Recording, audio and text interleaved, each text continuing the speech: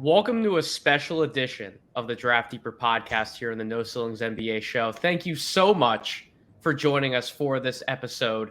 With me today, we're going to actually be speaking with a few players, few potential NBA draft prospects from the Overtime Elite program. So to start us off, I have Bryce Griggs with me here, who played for the Cold Hearts for Overtime Elite this season. Bryce, thank you so much for taking the time. What's going on, my man? How you doing? Nothing much. Just got out of workouts. Doing great. Nice to be on here with y'all today. I love it. Love to hear that my man Bryce is always working to get better at his craft. We absolutely love to hear that over here at No Ceiling. So, to give the audience a little bit of an introduction to who you are, Bryce, you are a 6'2", 205-pound listed guard for the Cold Hearts. This past season, you played 34 minutes per game. You averaged 16.4 points per game, 5.6 rebounds, 7.9 assists, and 2.2 steals per game. We're going to get into some of that in a second, but you led the Overtime Elite League in assists per game during the regular season. You were 14th overall in plus minus during the regular season. And then a few synergy numbers I like to throw out for the audience just to give them a little bit better idea of your game. You were rated in the 55th percentile in terms of total offense, 54th in total defense. Very balanced split right there. Like to see that. 52nd overall in pick and roll scoring, 56th on spot up shots, 51st in transition, 41st on jump shots overall, 68th on catch and shoot shots, 85th percentile on guarded catch and shoot shots. That's a really high number. 55th percentile at the rim, and then you also were 3 of 9 on runners as well. So that kind of gives the audience a little bit of a statistical background. But Bryce, we'll just start with some basic stuff. So, my man, where are you from? Where did you start your high school basketball career before coming into OTE? I'm from Lake Jackson, Texas, but I moved around 8th grade to Houston, and Okay. I went to Hightower my all through high school career, and it was great. I probably finished with like 2,800 points, and that summer with John Lucas, I kind of like killed Peach Jam, and that was like the next step for me was overtime because they offered me right after, and so Yes. it was new, and that was kind of how I got into it. Awesome. So why did you choose to bring your talents to Overtime Elite specifically? I mean, it's a brand new program, right? They're doing a lot of great things in recruiting a lot of the best talent in the country. But what made it a good fit for you, Bryce? Really, after Peach Jam, I told my mom, I was like, I love playing like great dudes every day, and me going back to Hightower, I felt like my senior year wasn't going to be able to like play those guys every day. So when I got the opportunity, I really looked at it from a basketball standpoint, just getting better. On top of, we get paid, great salary. But at the end of the day, we're just getting better and playing elite dudes every day. So that's where I really came to get better. Absolutely. Love hearing that about playing some of the best competition every single day. There are a bunch of guys in your program. It's not just guys like yourself or Jayzion or Jaylen or the Thompson twins, but it's also guys who you're playing with every single day who are going to be draft picks at some point in their careers as they keep rising up the ranks. So, Bryce, just before we get into more of the basketball stuff, why don't you just tell everyone a little bit about yourself with some of these fun little questions I have. So what are your hobbies off the court, man? What do you like to do off the court? Actually, yesterday on my day off, I actually went to the zoo and I went to Six Flags. So I There you do like go. little stuff like that on my day off. Do like kid stuff, ride rides, go see animals. And if I'm not in the gym, I'll be with family. Okay. I really like to play a lot of games, so I really just like having fun. Games like tabletop games, board games, video Yeah, like games. card games, Okay. Uno, spades, being around older people like my grandparents, just learning those type games. So I'm used to playing them. Are you the person in the family who's winning all those games? Or are Yeah, you winning all the Uno I games, all the love, spade games? yeah, I love competing in all those games. So anytime I play, I win. I can tell you're a very competitive person on the court, so it does not shock me, even in the card games. You're taking it as seriously as you would in basketball. What's your favorite food, man? What do you like to eat? Actually, I love burgers, but as an athlete, I have to eat pasta. So Okay. I really like shrimp Alfredo pasta with chicken. Okay. Yeah, that's the go-to. Shrimp Alfredo pasta. I love it. You a wings guy? Yeah, I love wings, lemon pepper, hot. Bone in or boneless? It just depends. Okay. They don't really get the veins out. I really like them boneless, Okay. but bone in, if they're crispy, I'll get them. And you're helping to settle debates that we've had on multiple playback streams with no ceilings. Everyone, we're talking about wings all the time. Important question about the wings: blue cheese or ranch? Ranch all Okay, day. ranch all day. Okay, I respect it. I do ranch as well. I'm a blue cheese guy with my wings, but I do ranch on with the wings as well as everything else. Love me some ranch. Just got to ask the important questions. You know what I mean? Yeah. Favorite type of music? Favorite type of music? I stay hip hop. Okay, who's your favorite artist, or like a top 3, top 5? Who you listening to? I like Lil Baby. Okay, I like Lil Baby, Young Thug, okay, Uzi, Travis okay. Scott. Like those are my type of artists I like. Do love me some Tupac. Travis Scott. Tupac. Let's go. Come on, man. So you're Tupac over Biggie. Yeah, I'm picking Tupac over Biggie. Bryce, we're starting off this interview on the right foot, my man. I love it. All right. So let's get into some of the basketball stuff. So Bryce, when I came down to Atlanta in October to see you guys play some preseason exhibition games, outside of the Thompson twins, which obviously I wanted to see Amen and Asar up close, but in terms of everyone else, you were actually the guy who stood out in front of me. I'm not just saying that because you're on the interview right here, my man. Legit, you stood out to me. It was not only did you command the game well as a point guard, but in that game that I saw you specifically, you hit a bunch of clutch shots down the stretch when your team needed you the most. So how have you developed with Overtime Elite as not only like a lead guard and a point guard facilitating, setting the table, but really as a leader for your team on the floor, somebody who knows when to step up when they need you? Just, developing the chemistry in practice and, watching film with coaches and just really listening to coaches, being coachable. And I feel like if you listen and, work, the stuff will pay off in the game. So, just the little stuff I work on in practice, the leadership skills, it works in the game. So that translate. And, playing with elite guys, you may not shoot the ball a lot of times. So my mindset when I get it in those tough moments, I have to make them. So that's really my goal, and really just shooting efficient whenever those clutch shots come, you got to make them. That's my mindset. Yes, sir. When that ball swings around to you, you know what you got to do with it. I love that, man. So, as I said above, you led OTE in assists per game during the regular season. So, did you always have that exceptional vision as a point guard, or is that something that you've definitely developed more with your time at Overtime Elite? I feel like I always had, elite core vision because I always played up and older.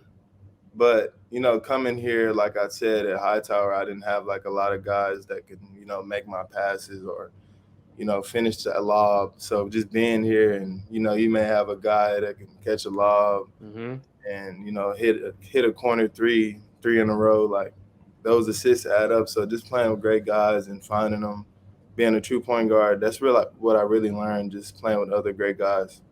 Would you identify yourself as more of a score first or pass first guard? I feel like, I'm a scorer first, but, I draw so much attention to the defense. I have to make the right read. So, people may think that I'm not looking to score, but, I'm just making the right read. If they help, I'm going to kick it to my open guy. Where do you feel you're most dangerous, I should say, as a scorer? What's like your bread and butter go-to move on offense? In the half court, I feel like my go-to is just getting into the teeth of the defense mid-range, in and out pull-up or step-back three. Okay. And transition, going downhill, like using my shoulder, using the backboard, the rim for protection, around the rim with the taller defenders. I saw that sigh when I asked you that question. It was a hard one to answer, which is a good thing because as I read off the top, man, you have a very balanced offensive repertoire, right? Like going through all of your ratings and where you rate out well. Where is the area, though, you feel you've grown the most in terms of your scoring with Overtime Elite? Like, what's the area that, like, you put in the work, you've improved that the most with Overtime? I feel like just in we've been out the season for about a month now.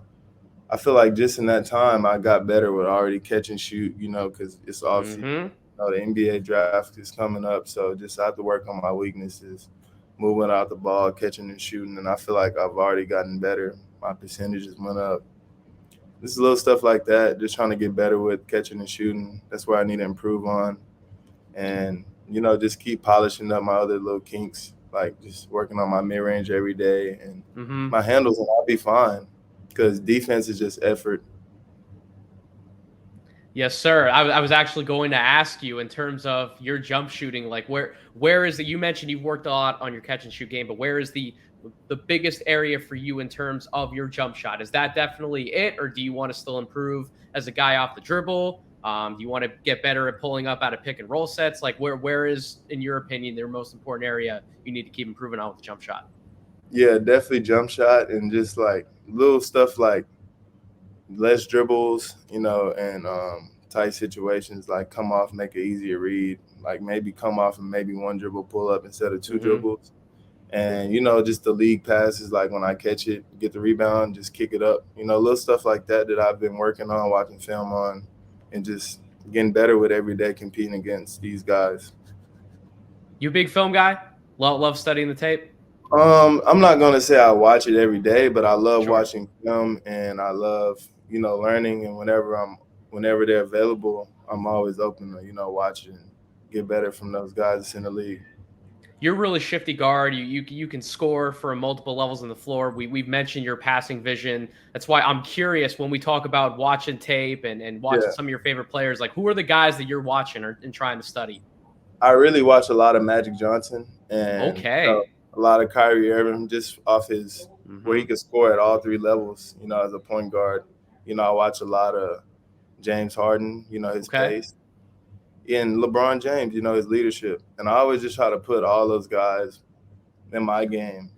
I'm not taking none what they have. I'm just taking their what they have that's great. LeBron has great leadership skills, and I always Hmm. just try to use that, for my team. And like Kyrie Irving handles, and Magic Johnson court vision. So I just try to, watch those guys and learn, and put it within my game. I absolutely love that you mentioned some of those names, not just because they're all-time greats, but they have those traits, those off-court traits, and then the on-court, the leadership ability, the communicative skills. I mean, that's really what you need as a Yeah. lead guard, right? How big is communication for you? Maybe how much does that come into play as far as something that you've not only known you've had to improve on with Overtime Elite, but something that you know that like this is an emphasis, like this is something I have to be as a leader. How do you value communication as a point guard? I value it a lot because when I didn't do it, I felt like my game was just wasn't selfish. It was just like Hmm.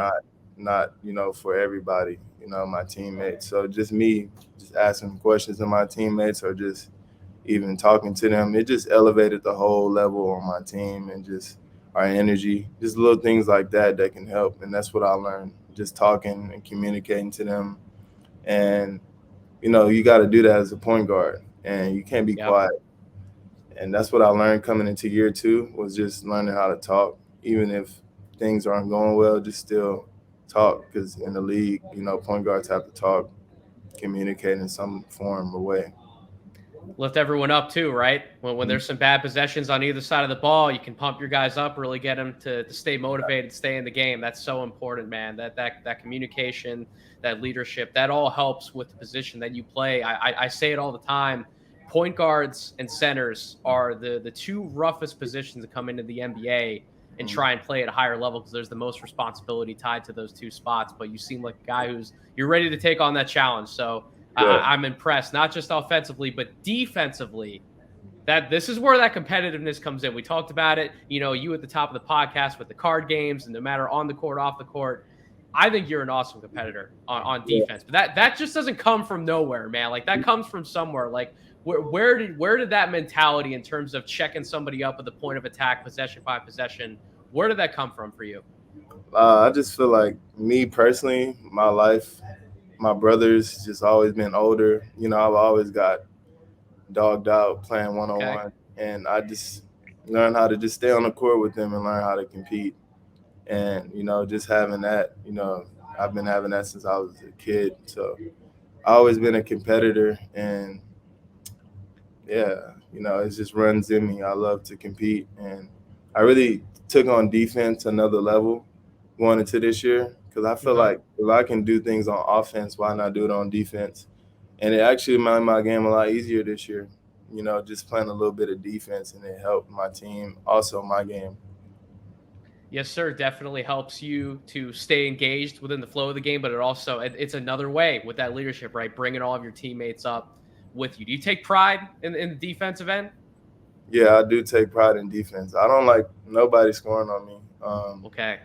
It's me personally, and I don't like people scoring on my teammates. So, I may yell at them or get on to them. I'm trying to win. So I have that competitive spirit on defense and offense.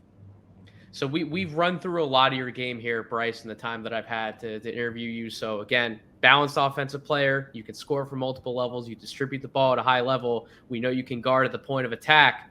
If an NBA team were to be interested in drafting you, though, apart from those things, well, what do you want those teams to know about you as far as the type of player you are, who you are as a person, and what you're willing to do as far as coming in and filling a role in the league? What do you want teams to know about you, man?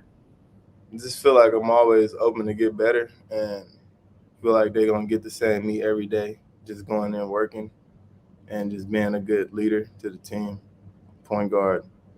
And I just feel like I'm ready.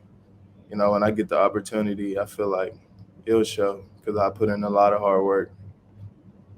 Yes, sir. I love it, Bryce. I love to hear it. Well, thank you so much for taking the time to talk No to me. problem. And thank you, everyone out there, continuing to listening to this episode of the Draft Deeper podcast on the No Ceilings NBA show. When we come back, we will be speaking with another member of Overtime Elite. All right. And we are back on this episode of Draft Deeper on the No Ceilings NBA podcast show, where I am talking to a few of the players from the Overtime Elite program who are upcoming potential NBA draft picks. So next on the show, we have Jaylen Martin from the YNG Dreamers, 6'6", 196-pound listed wing prospect. Jaylen, how you doing, my man? Hey, I'm doing good. How about you?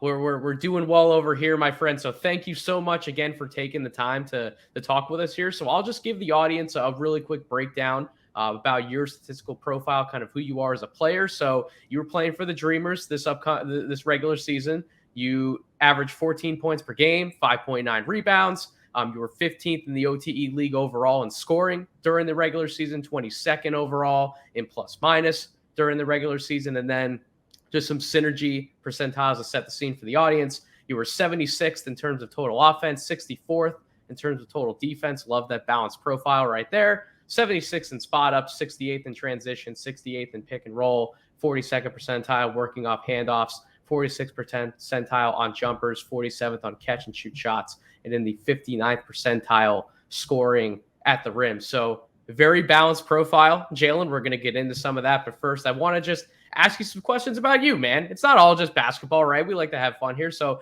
where are you from, Jaylen, and where did you start your high school basketball career before coming to Overtime Elite? I'm from Tallahassee, Florida, and I actually went to Florida State University High School. Okay. Awesome. So tell me a little bit about why you ultimately chose to bring your talents to Overtime Elite. Like when they reached out to me, they like presented a new route for basketball, and like my ultimate goal was to get to the NBA. So I feel like this route was like best for me. Like as far as like skill wise, like team wise, like exposure, I feel like it was the right path for me to get to where I want to go. Something that Bryce talked about that would certainly be something of note to ask you as well. I mean, he mentioned that one big reason why he wanted to come to Overtime Elite was just playing some of the best players in the country, practicing against them every single day, playing them in regular season games. Was that definitely a selling point for you wanting to come to OTE? Oh yeah, we have like the best talent in the country.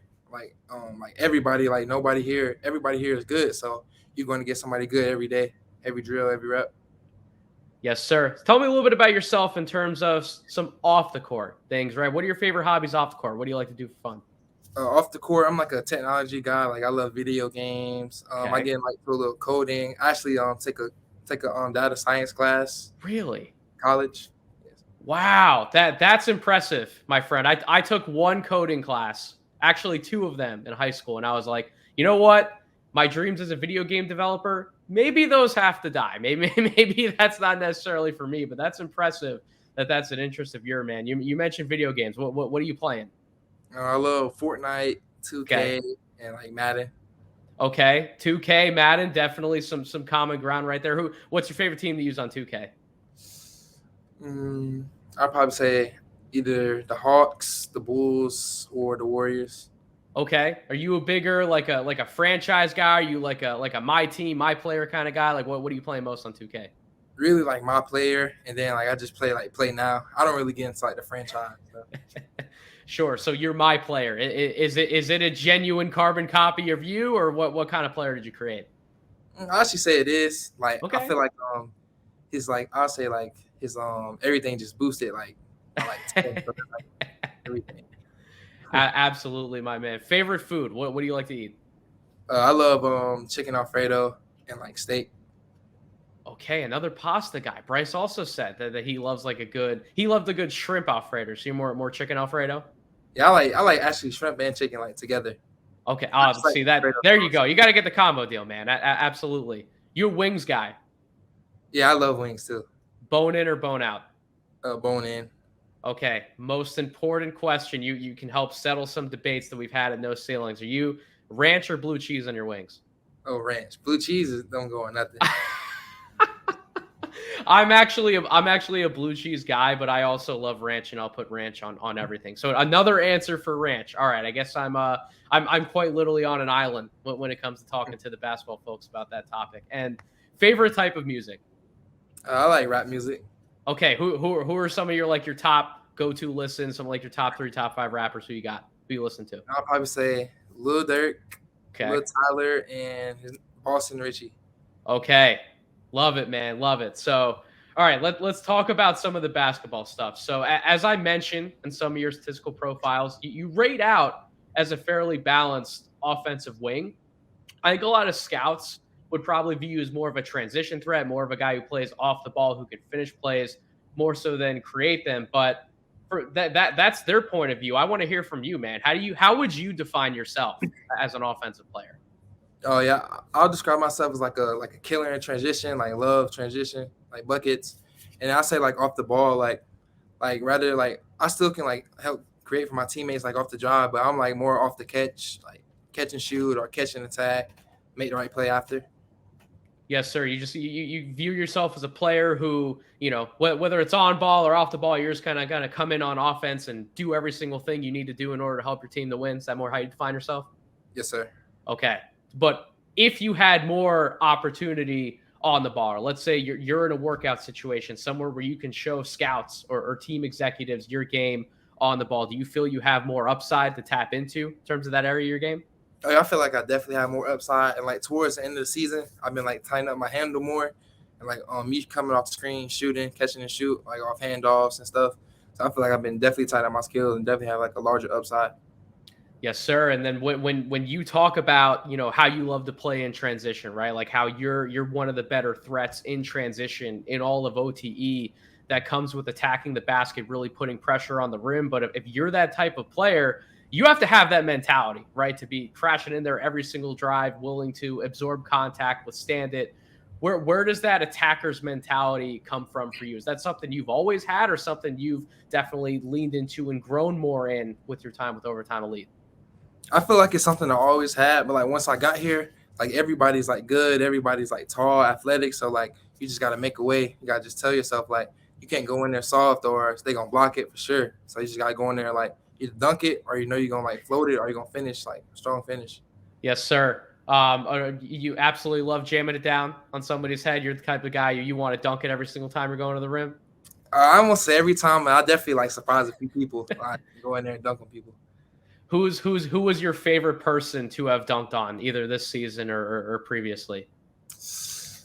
I feel It's like your favorite jam, man. we was playing. It was the semifinals against the championship, and I got the ball on top of the key and like crossed over and just like took one dribble. I just dunked on like I don't know, you like 7 foot, 6'10", something like that. Dunking on the big guys. I love it, man. Oh, you got to get those tough finishes, man. Got to get those and one finishes. So we've talked about your game in terms of attacking the basket, putting pressure on the rim. Your shooting hasn't been your biggest strong suit as an offensive player for Overtime Elite, but do you feel like you've made some good strides as a shooter within the program? Yeah, I feel like I made like very good strides. I feel like my shooting has definitely improved a lot. Okay. Like more to like it's just like I'm just working on consistency. That's the biggest part. Just working on like being totally consistent with my shot.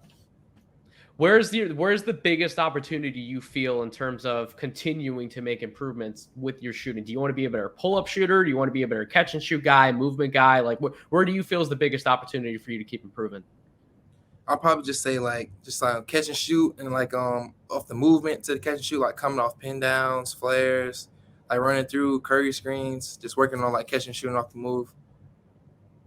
Absolutely. So we talked about the interior finishing for you and how it is key at the pro level, right? You have to be able to get out on the break as well as attack closeouts and find ways to put pressure on the rim in the half court. I mean, you've proven that you can finish around the basket at this level. How would you like to keep improving as a finisher in the half court to solidify that as a strength once you move up to the NBA level? I feel like starting to work on my touch shots, like my floaters, like going each Yes. way, left hand, right hand, just work on my touch. Because you're not going to be able to get to the basket every time, so you got to work on touch.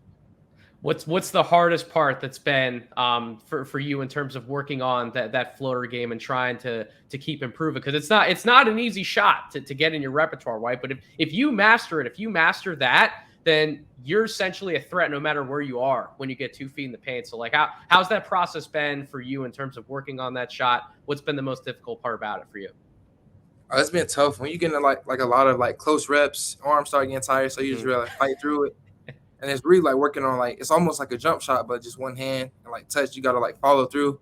I feel like when I was first starting off, I was just like kind of flicking it up there. Like you gotta give the ball a chance to like rotate, Mhm. actually like get some touch on it.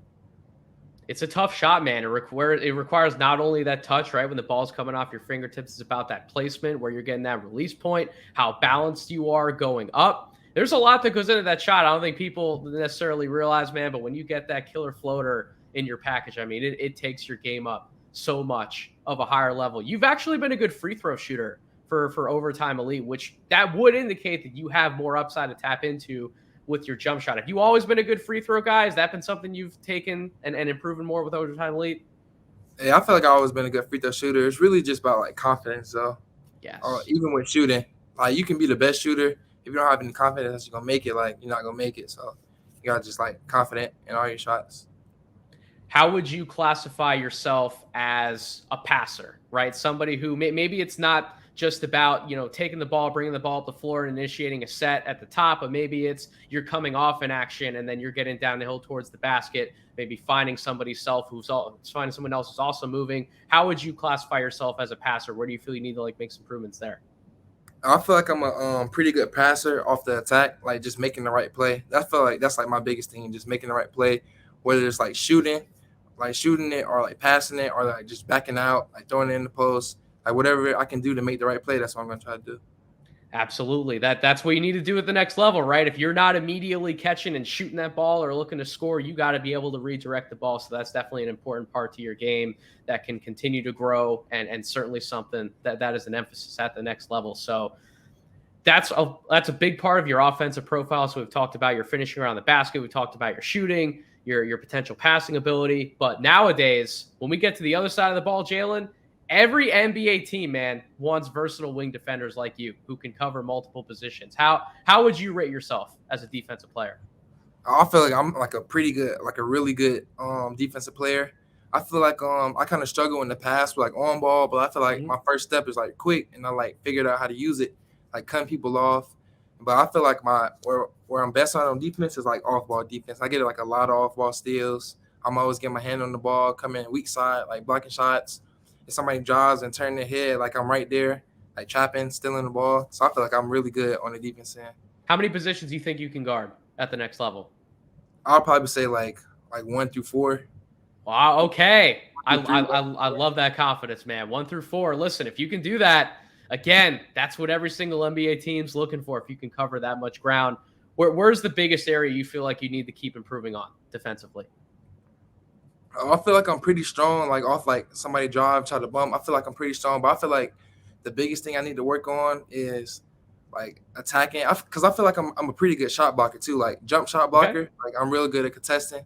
I'll probably say like choice closeouts. Like sometimes I jump like real high, let the guy like blow by, and they got an easy pull up. Or I'll probably say like one thing I need to work on is like the second dribble.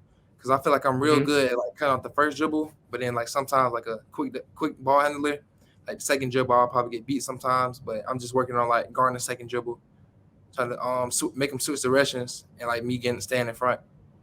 Yeah, man, got to be able to play that counter, right? When they go to that counter move, got to be able to play that, cut that off for sure. Um, terms of defensive, right? So it's not just about your physical talent or your ability. I mean, those are obviously things that you have, right? You're a great athlete at the wing position, but it's also about that mentality, right? Playing each possession to possession and knowing that no matter where I'm at from an energy perspective, no matter how I'm feeling, I got to come down this other side of the floor. I got to stop this other team from scoring. That's a mentality that you need to have, but it doesn't just come from anywhere, right? Like where did that mentality come from for you when you're keying in both sides of the ball, particularly defensively? I feel like you just gotta have the mentality, like you gotta just take it personal. Like every time you come on the court, the dude is he gonna try to score on you. Like you just gotta take it personal. Like I'm not letting him score on me. Like I'm not letting nobody else score on my teammates. So that's like I feel like that's the biggest part. Nobody wants to get scored on for real. Cause like somebody constantly scoring on you back to back, it just looks bad. So I feel like that's why you just gotta lock in. Just like because I'm telling you, if you play hard defense on somebody like 2 times in a row, they're gonna start getting passive. They're not even want to touch the ball no more. And then it just makes it easy on you. I love it, man. Always got to take pride on defense. I love it. So, all right, what's the biggest thing? We've talked about both sides of the ball now, but what's the biggest thing you feel like you need to keep working on as you move further through this draft process?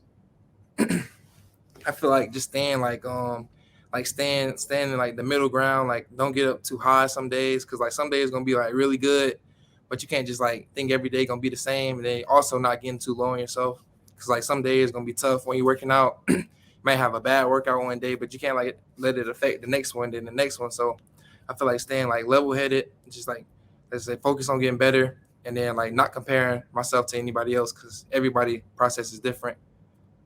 I loved your answers, man, today. I can tell that you're a confident guy on the court. That's going to carry you through a lot. And as you mentioned, just staying steady, right? Never letting the good bring you up too high or the bad bring you down too low. I love those answers, man. So if an NBA team, to kind of finish off this interview here, if an NBA team were to be interested in drafting you, what do you want teams to know about you as far as the type of player you are, who you are as a person, and what you're willing to do as far as come in and fill a role in the league? What do you want teams to know about you, man?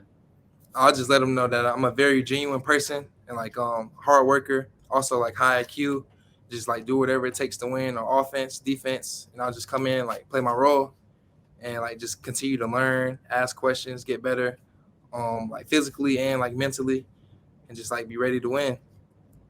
Yes, sir. Well, thank you so much, Jaylen, for joining me on this episode of the podcast, coming in for an interview. Good luck to you throughout the rest of this process.